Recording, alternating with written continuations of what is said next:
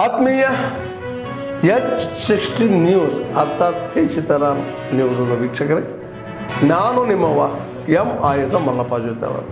ತಾವು ಈಗ ಸುದ್ದಿಗಳ ಲೋಕಕ್ಕೆ ಎಂಟ್ರಿ ಹೊಡಿತಾ ಇದ್ದೀರಿ. ಈ ಸುದ್ದಿಗಳನ್ನು ಪ್ರತಿಯೊಂದು ನೋಡೋ ಜೊತೆಗೆ ನಿಮ್ಮ ಅಭಿಪ್ರಾಯಗಳನ್ನು ಹೊಸ್ತಾ ಇರಿ. ಯಾಕಂದರೆ ಈ ಸುದ್ದಿಗಳು ನಿಮಗಾಗಿ, ನಿಮ್ಮ ಬದುಕಿಗಾಗಿ, ನಿಮ್ಮ ವೈಚಾರಿಕೆಗಾಗಿ, ನಿಮ್ಮ ತಿಳುವಳಿಕೆಗಾಗಿಯೂ ನಿಮಗೂ ಗೊತ್ತು. ಜೊತೆಗೆ ನಮಗೂ ನಿಮ್ಮೊಂದಿಗೆ ಇದೊಂದು ಮಾತಾಡುವಂಥ ಜೊತೆಗೆ ಸುದ್ದಿಗಳನ್ನು ಬಿಡುವಂಥ ಕೆಲಸ. ಈ ಕೆಲಸದಲ್ಲಿ ನಾವು ನಿಮ್ಮೊಂದಿಗಿದ್ದೀವಿ ಅಂತ ಹೇಳ್ತಾ ನೋಡ್ತಾ ಇರಿ ಸುದ್ದಿಗಳನ್ನು. ಅವನು 5 kg ಅಕ್ಕಿ ಕೊಡ್ತಾ ಇದ್ರಿ ಕಾಂಗ್ರೆಸ್ ಸರ್ಕಾರ, ಅವ್ರು 10 kg ಕೊಡ್ತೀನಿ ಅಂದ್ರೆ ಕೊಡ್ತಾ ಇಲ್ರಿ ಅಂತ ಹೇಳಿದ್ರೆ, ಯಾರು ಹೇಳಿದ್ರು ಕೂಡ ಇಲ್ಲ ರೀ, ನಾವು ನಾಯಿವೇಲಿ ಅಂಗಡಿಗೆ ಹೋದ್ರೆ ನಮ್ಮದೇ ಅಕ್ಕಿ ಅಂತೇಳಿ ಕೂಡ ಸುಳ್ಳು ಹೇಳ್ಕೊಂಡ್ರೆ ನಮ್ದೇನು ಪರವಾಗಿಲ್ಲ, ಹೇಳ್ಕೊಳ್ಳಿ, ಬಡವ್ರಿಗೆ ಮುಟ್ಟಿದ್ರೆ ಸಾಕು. ಇವತ್ತು 10 kg ಅಕ್ಕಿ ಏನು ಬಡವ್ರು ತೊಗೊತಾ ಇದ್ದಾರೋ, ಇವತ್ತು ಏನು ಮಾಡಿದ್ದಾರೆ ಇವತ್ತಂದ್ರಿಗಿನ ಇಂದಿರಾ ಗಾಂಧಿಯವರ ಕಿಟ್ಟು, ಆ 10 kg ಕಿಟ್ ಇವತ್ತು ಹೋಗಿ ಇಂದಿರಾ ಗಾಂಧಿ ಕಿಟ್ಟನ್ನು ಮಾಡಿ, ಈ ಇಂದಿರಾ ಗಾಂಧಿ ಕಿಟ್ ಮಾಡಿ, ಆ ಇಂದಿರಾ ಗಾಂಧಿ ಕಿಟ್ಟಲ್ಲಿ ಏನಪ್ಪ ಅಂದರೆ 5 kg ಅಕ್ಕಿ ಕೂಡ ಏನು ನಾನು ಕರೆಕ್ಟಾಗಿ ನೋಡಿಲ್ಲ, ಅದೇನೇನು ಮ್ಯಾಚ್ ಮಾಡಿದ್ದಾರೆ ಅಂತೇಳಿ.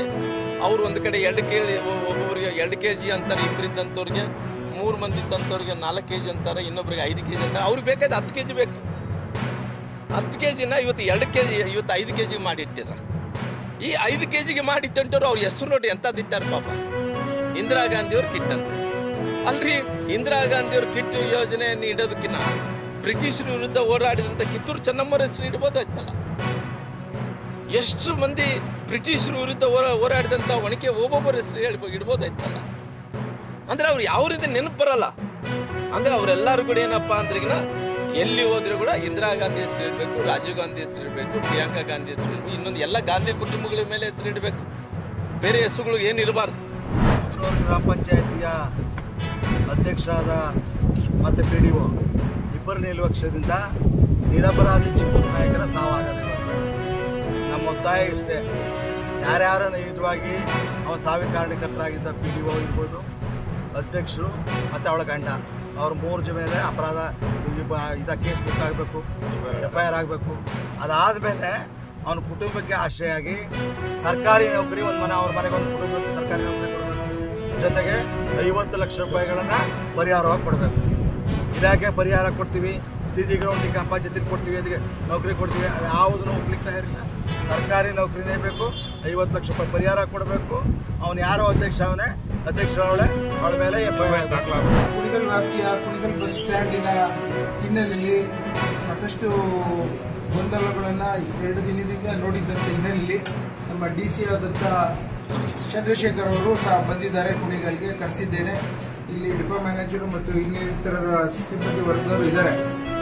ಮೊದಲನೇದಾಗಿ ಏನು ನಾವು ಈ ಸರ್ಕಾರ ಬಂದ ನಂತರ ಪ್ರಯಾಣಿಕರಿಗೆ, ನಮ್ಮ ಕುಣಿಗಲ್ ತಾಲೂಕಿನ ಪ್ರಯಾಣಿಕರಿಗೆ ಅನುಕೂಲಕ್ಕಾಗಲಿ ಅಂತೇಳಿ ಅದನ್ನು ನಿರ್ದೇಶನ ಕೊಟ್ಟಿರೋಂಥದ್ದನ್ನ ನಿಮ್ಮ ಮುಂದೆ ಇದೆ.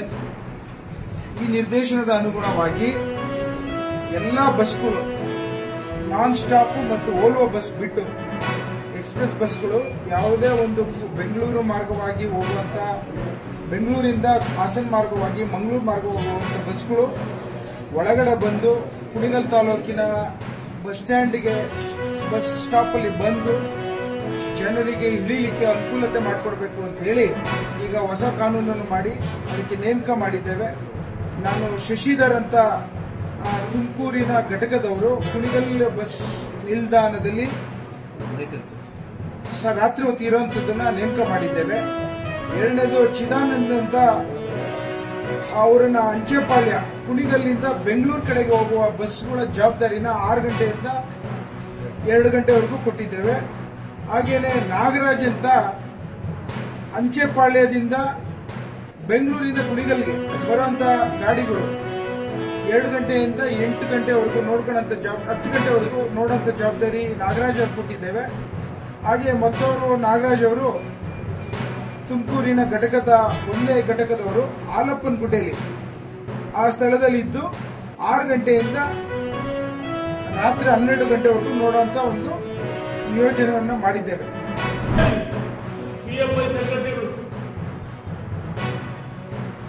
STFI ಸಂಘಕ್ಕೆ ಹಲ ಮಾಡಿಬಿಟ್ಟು ಅವ್ರನ್ನ ಬಂದಿಸಿ ಅವರನ್ನು ನೇಣಿ ನಡೆಸಿ ಗುಂಡಿ ಕೊಡಿರಿ. ಅನಗತ್ಯವಾಗಿ ಸಂಘ ಪರಿವಾರಕ್ಕೆ ಮಾತಾಡಿ ಸಹಿಸಲ್ಲ ಅಂತ ಹೇಳಿ ನಾನು ಕಾಂಗ್ರೆಸ್ ಮುಖಂಡರಿಗೆ ಈ ಸರ್ಕಾರಕ್ಕೆ ಚರ್ಚೆಗೆ ಆಹ್ವಾನ ಮಾಡ್ತೀನಿ. ಸಂಘ ಪರಿವಾರ ಕಾರ್ಯಕರ್ತ ಸ್ವಯಂ ಸೇವಕರು ತಮ್ಮನ್ನ ತಾವು ತ್ಯಾಗ ಬಲಿದಾನ ಮುಖಾಂತರ ಕಟ್ಟಿದಂತ ಒಂದು ಸಂಸ್ಥೆ, ಇದು ಒಂದು ರಾಷ್ಟ್ರಭಕ್ತ ಸಂಸ್ಥೆ. ಆರ್ಕಾಸ್ಟ್ಗಳನ್ನ ಹಿಡ್ಕೊಂಡು ಓಡಾಡ್ತಾರಲ್ಲ, ಅದು ನಿಮಗೆ ದೇಶದ್ರೋಹ ಅಲ್ವಾ?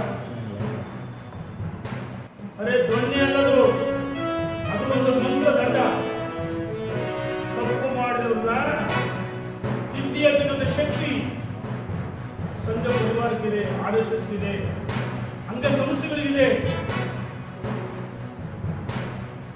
ಅತಿವೃಷ್ಟಿ ಇರ್ಬೋದು, ಭೂಕಂಪ ಇರ್ಬೋದು, ಅಪಘಾತಗಳು ಇರ್ಬೋದು. ಅಂತಹ ಸಂದರ್ಭದಲ್ಲಿ ಅವರ ಜೀವನ ಬಡಕಿಟ್ಟು ಜನರಿಗೋಸ್ಕರ ತಮ್ಮ ಜೀವನವನ್ನು ತ್ಯಾಗ ಮದುವೆಯಾಗಿದೆ ಎಂದು ಸಂಘ ಪರಿವಾರ ಮಾರ್ಗದರ್ಶನ ಮಾಡ್ತಾರೆ. ಅವ್ರ ಬಗ್ಗೆ ಅಭಿಮಾನ ಮಾತಾಡ್ತಿಲ್ಲ, ಇದನ್ನು ಸಹಿಸಲ್ಲ ಅಂತ ಹೇಳಿ ನಾನು ಎಚ್ಚರಿಕೆಯನ್ನು ಕೊಡ್ತೀನಿ. ನಿಮಗೆ ತಾಕತ್ತಿದ್ರೆ ಹೇಳಿದರೆ ಯಾರು ಸರ್ಕಾರಿ ನೌಕರು ಪಥಸಂಚಲನದಲ್ಲಿ ಭಾಗವಹಿಸಬಾರ್ದು, ಕಡೆವೇಷಧಾರಿಗಳಾಗಬಾರ್ದು. ಅವರಿಗೆ ನೋಟಿಸ್ ಕೊಡ್ತೀವಿ, ಸಸ್ಪೆಂಡ್ ಮಾಡ್ತೀವಿ ಅಂತ ಹೇಳ್ತಿಲ್ಲ. ನಿಮಗೆ ತಾಕತ್ತ ಇಲ್ಲ, ನಿಮಗೆ ತಾಕತ್ತಿದ್ರೆ RSS ಬ್ಯಾನ್ ಮಾಡಿ, RSS ಬ್ಯಾನ್ ಮಾಡಿ ತಾಕತ್ತಿದ್ರೆ, ನಿಮಗೆ ತಾಕತ್ತಿದ್ರೆ ಅಭಿವೃದ್ಧಿ ಮಾಡಿ ತೋರಿಸಿ, ಈ ರಾಜ್ಯವನ್ನು ರಾಮರಾಜ್ಯ ಮಾಡಿ. ನಿಮಗೆ ತಾಕತ್ತಿದ್ರೆ ಈಡೇರಿಸಿ. ರಸ್ತೆಗಳು ಇವತ್ತು ರಾಜ್ಯದ ರಸ್ತೆಗಳಿಲ್ಲ. ರಾಜ್ಯ ಹೆದ್ದಾರಿ ಇರ್ಬೋದು, ಜಿಲ್ಲಾ ಹೆದ್ದಾರಿ, ತಾಲೂಕು ಹೆದ್ದಾರಿ ಇರ್ಬೋದು, ಇವೆಲ್ಲ ನರಕಗಳಾಗಿವೆ, ಯಮಲೋಕಾಗಿದೆ. ಜೀವಗಳನ್ನು ಬಲಿ ಪಡೆದರೆ ಮುಂದೆ ಉತ್ತರಿಸಿದರೆ ನಿಮ್ಮ ಸಚಿವರಿಗೆ ಸುಳ್ಳು ಹೇಳಿ. ಎಲ್ಲ ಸಚಿವರು ಇವತ್ತು ಟೀಕೆ ಮಾಡಿದ ಒಂದು ಅಜೆಂಡಾ RSS ಇರ್ಬೋದು, ಬಿಜೆಪಿ ನರೇಂದ್ರ ಮೋದಿ ಟೀಕೆ ಮಾಡಬೇಕು, ಬಹಳ ದೊಡ್ಡದಾಗ್ತಿರ್ತೈತೆ. ನಾನು ಹೇಳ್ತೀನಿ, ರಾಜ್ಯ ಅಭಿವೃದ್ಧಿ ಮಾಡಿ, ಕೊಟ್ಟಿರುವ ಭರವಸೆಗಳು ಈಡೇರಿಸಿ. ವಿದ್ಯುತ್ ಬಿಲ್ ದುಬಾರಿಯಾಗಿದೆ, ಕುಡಿಯುವ ನೀರಿಂದ ಹಾಲಿಂದ ಆಲ್ಕೋಹಾಲ್ ದರ ಜಾಸ್ತಿ ಹೆಚ್ಚಿ ಜನರ ಮೇಲೆ ತೆರಿಗೆ ಆಗ್ತಿರಲಿಲ್ಲ. ಎಲ್ಲಿಗೋಗುತ್ತಲ್ಲ ಸೋರಿಕೆ ಆಗುತ್ತೆ. ಏನು ಒಂದು ಓದಕ್ಕೊಂಡ್ಬೋದ ಎಂಟು ಮುಂದೆ 2028ರಲ್ಲಿ ಅಧಿಕಾರ ಕೊಡಲ್ಲ. ಅದಕ್ಕೋಸ್ಕರ ಭ್ರಷ್ಟಾಚಾರದಲ್ಲಿ ಮುಗಿಸಿದ್ರೆ ಅನಗತ್ಯವಾಗಿ ಟೀಕೆ ಮಾಡ್ತಾರೆ. ಟೀಕೆ ಮಾಡುವ ಬದಲಾಗಿ ನೀವು ಅಭಿವೃದ್ಧಿ ಮಾಡಿ ತೋರಿಸಿ ಅಂತ ನಾವು ಸವಾಲು. ಆತ್ಮೀಯರೇ, ಎಲ್ಲ ಸುದ್ದಿಗಳನ್ನು ನೋಡಿದ್ರಲ್ಲ, ಏನು ಅನಿಸ್ತು ನಿಮಗೆ? ಇದರಲ್ಲೇ ನಿಮ್ಗೆ ಲೈಕ್ ಆಗಿರ್ಬೋದು, ಡಿಸ್ಲೈಕು ಆಗಿರ್ಬೋದು, ಕಾಮೆಂಟ್ ಬೇಡಪ್ಪ ಅಂತೂ ಅನಿಸಿರ್ಬೋದು, ಕಾಮೆಂಟ್ ಮಾಡಬೇಕಪ್ಪ ಅನಿಸಿರ್ಬೋದು, ಶೇರ್ ಮಾಡಬಾರ್ದಪ್ಪ ಅನಿಸಿರ್ಬೋದು, ಮಾಡಬೇಕು ಅನಿಸಿರ್ಬೋದು. ಏನಾದರೂ ಆಗಲಿ ಶೇರ್ ಮಾಡ್ತಾಯಿರಿ, ಈ ನ್ಯೂಸ್ಗಳನ್ನ ಹಂಚ್ತಾ ಇರಿ, ಜೊತೆಗೆ ಇದಕ್ಕೆ ಸಬ್ಸ್ಕ್ರೈಬ್ ಆಗ್ತಾಯಿರಿ ಅಂತ ಹೇಳ್ತಾ H16 ನ್ಯೂಸ್ ಅರ್ಥಾತ್ ಹೇ ಸೀತಾರಾಮ್, ಇದು ಸತ್ಯದ ಕೈಗೆ ನಡಿ. ವಂದನೆಗಳು.